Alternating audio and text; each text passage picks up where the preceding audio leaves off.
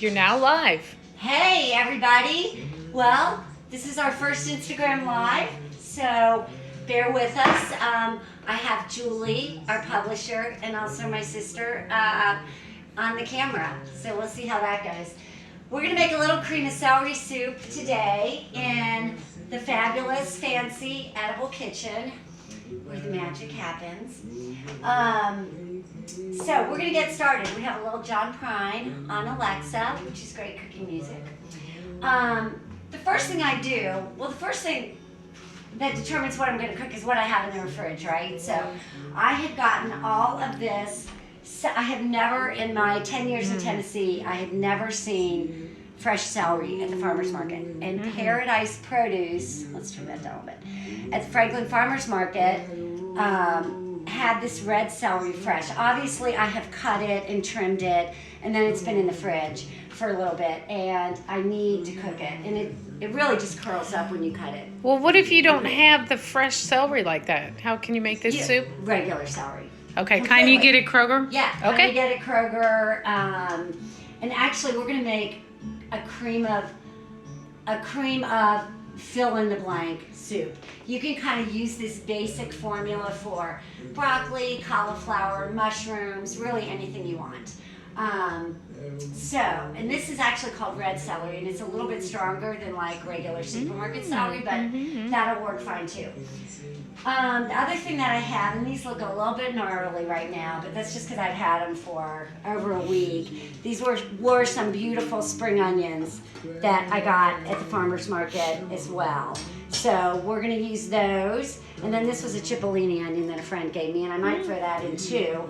I got my handy dandy compost bin there that all the kind of scraps go in. So, I wanted to tell you too, well, I'm just kind of making this just because I know how to make a cream soup. I'm not really following a recipe.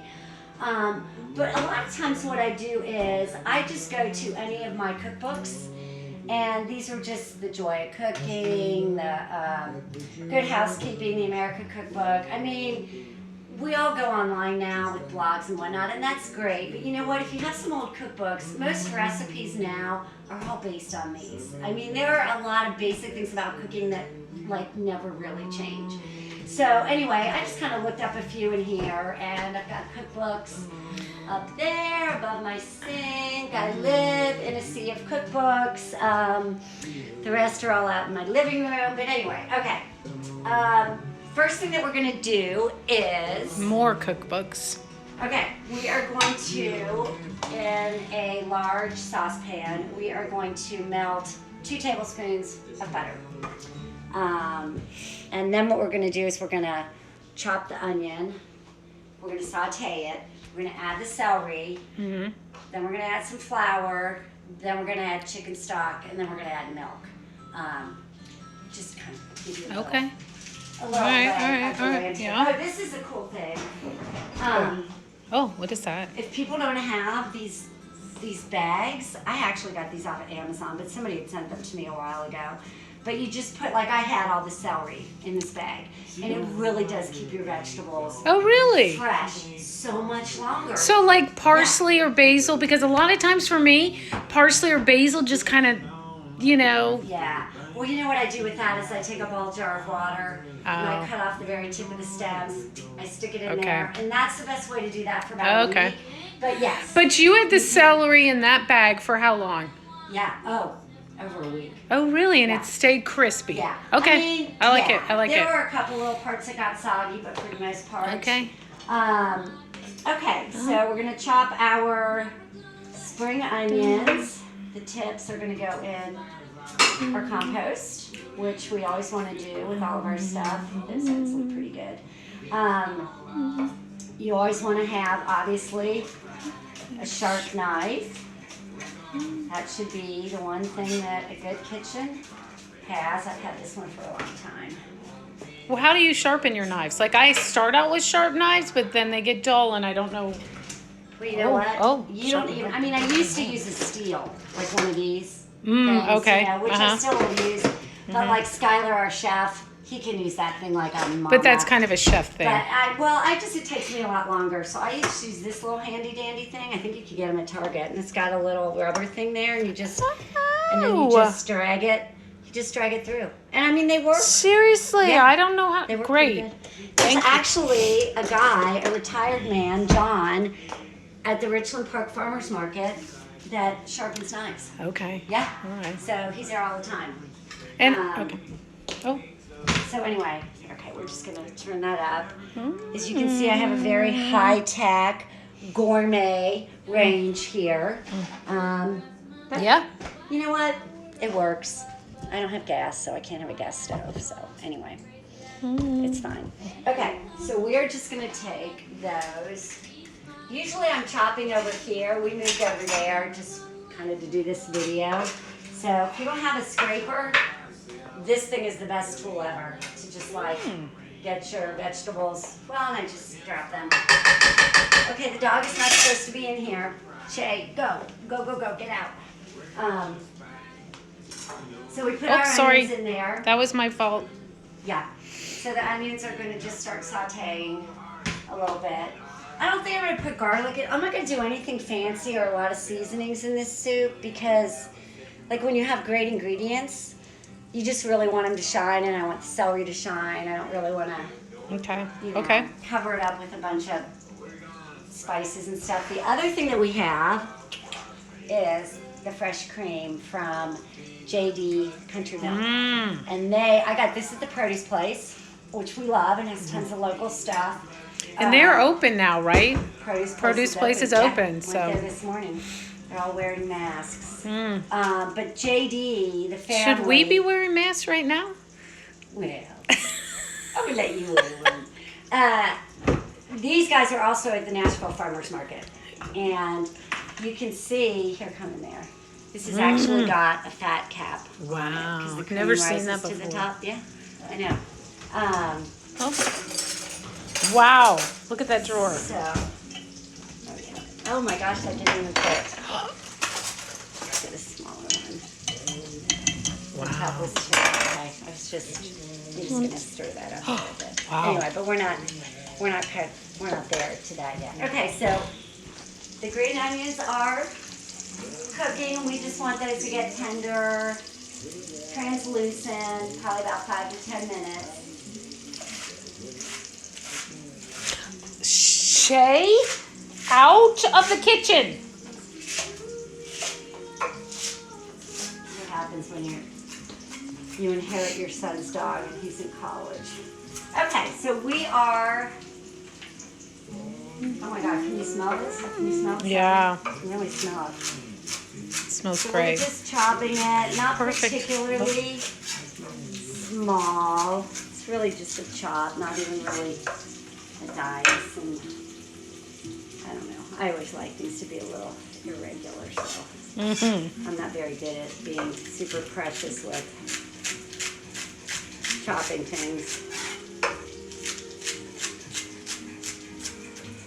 I'm gonna go check on this. Yeah, we're also going to add a little bit of kosher salt. You know, it's important to add salt, like as you're going along, to kind of create the layers. Because if you try to add it all at the end and you don't add any along the way, you'll never really get it salty enough. And my pepper grinder is out of pepper, so I'm using this big awful thing.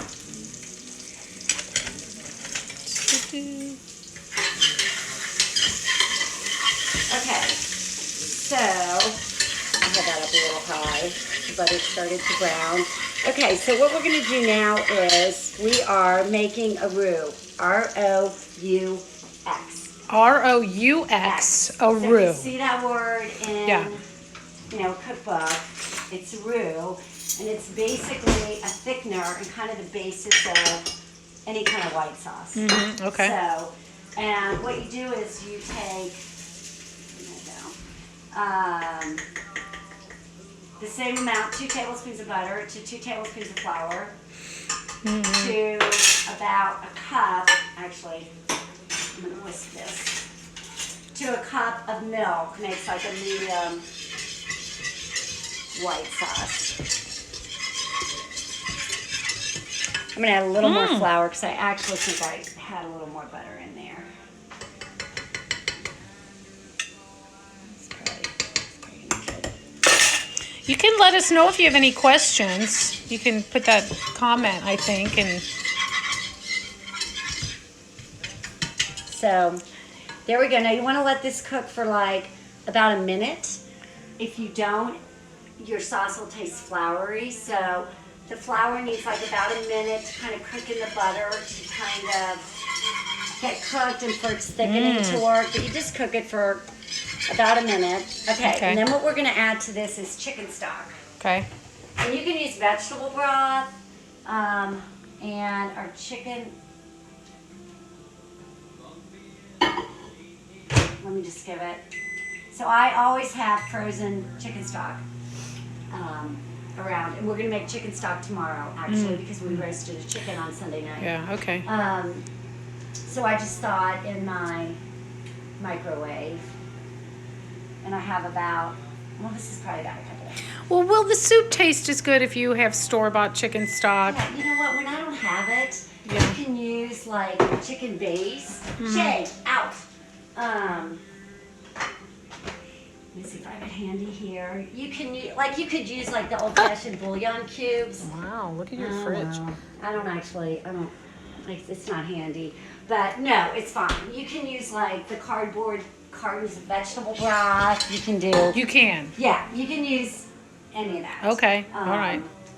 Okay, so Hey. we're just going to put our chicken stock in. I've got a little question, Jill. Yeah. When you're working with butter on the stovetop, how do you know it's just browning as opposed to burnt and past the point of workability? That's a good, oh, the It's a good smell. question. Yeah. The You smell. will, and butter burns super quick. That's why if you're sauteing something, Yeah. and I could have done that with this, is you add half butter and half olive oil, or half any kind of vegetable oil, because oil's got a much higher smoke point. Okay. And so then you'll get the flavor of the butter, but it won't burn. And I just did all butter, so yeah. Okay. And ours was probably just about there. Now, the difference between browned and burnt is really fine because brown does give you that nutty, caramely flavor. Yeah. But you just really need to watch it. So it's the smell. It's the smell that And tells it'll you when look. it's I mean, burned. you kind of know. Okay, so this was still partially frozen, but I'm just. Oh, and you're just pouring it in there all icy. Yeah. All right.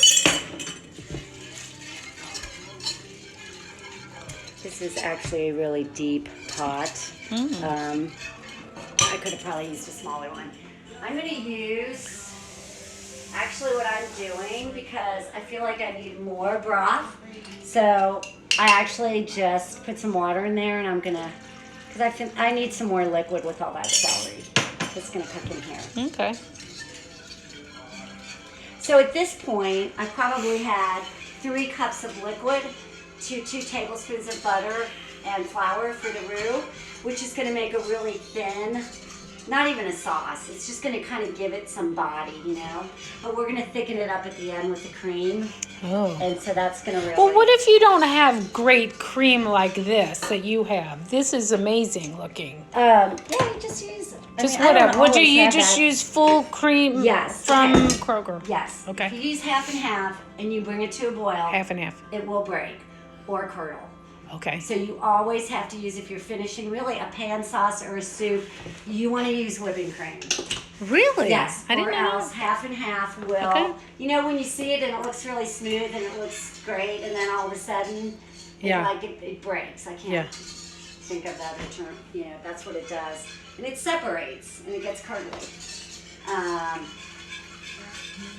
Okay, so at this point we are going to. I'm going to turn it back up and add the celery. Once again, if you miss the celery, look at that.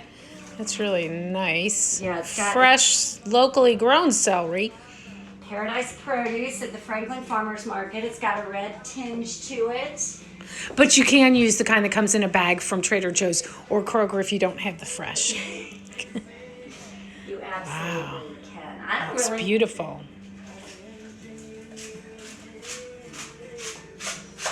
What are you doing over here? Okay, well, I just am chopping the rest of the celery, which is, again, it's kind of an odd kind of an odd shape, and I'm not being very perfect with it. I'm just kind of, because I think it's kind of nice to have some big chunks and whatnot.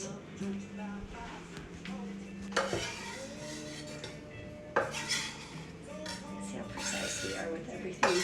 Probably at the end of the day, I would say this is about 4 cups of celery.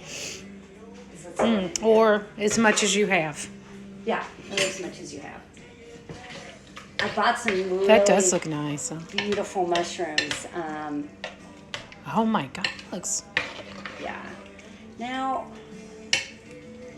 my guess is that probably this needs to cook, I'm going to say probably about 10 minutes. Like at this point, if you were going to do, so you could do this exact same thing with broccoli or cauliflower or even mushrooms. Oh, okay. But Sorry. you would want to add them and only like cook it for 5 more minutes, especially if you just have the florets, because they're going to cook really quickly, and then you're going to want to put the cream in. But with the celery, I feel like the celery needs to cook a little bit longer. So I'm going to cook this for about 5 minutes. I've turned up the heat, and then we're going to add the cream in. So I'm just going to add a little bit more salt to it at this point. Yeah, so once again, Jill's making cream of celery soup with locally grown celery, but you can use whatever. Yeah, it can be cream of. Could be cream of mushrooms. You could do fresh spinach in it at this point cream- too, oh. or even kale. You could actually do.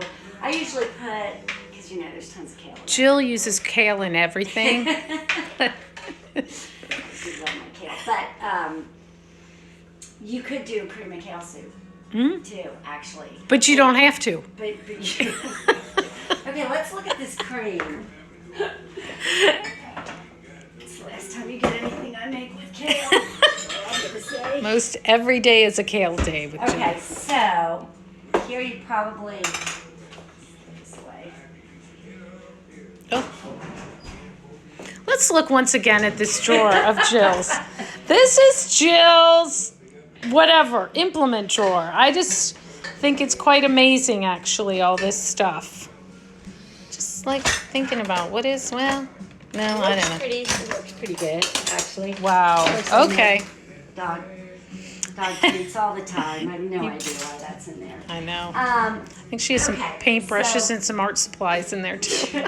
So when you pour the cream, see here, come in here close. Oh. You can actually see, it's like some of the actual cream part came out in the top. So a little bit of separation it does. Okay, so shake it up. Yeah. But if you you don't have a local product, you can go get heavy cream. Yeah, heavy cream. But this is amazing. I mean, if you're trying to go for a lighter soup and you could actually even use whole milk if you wanted to. Okay. But you just don't bring it to, it's not going to be as forgiving. Don't bring it to a boil because then it's going to break. Yeah, But you could use whole milk. I absolutely would not use skim milk. I don't know what the point of making a cream soup would be. With that. Wow. Okay, so see? Okay. You can see this here. Look at that. Look at that. It's gotten you can tell it's gotten a little thicker.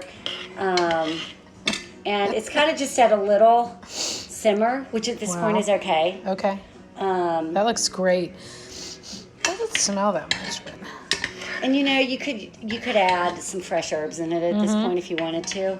None of mine are quite growing yet, so anyway. Okay. Okay. Okay. So we are going to add the cream. And again, we'll put this recipe online. It's not actually on the website yet. We'll put it on the website here in a moment. But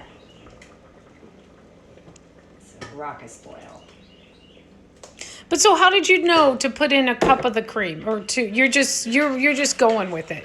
Yeah, I'm just kind of Okay, well not everyone can just go with it, but I would say basically on the, if you have 2 cups of chicken broth, probably a half a cup to a cup of cream is going to be good.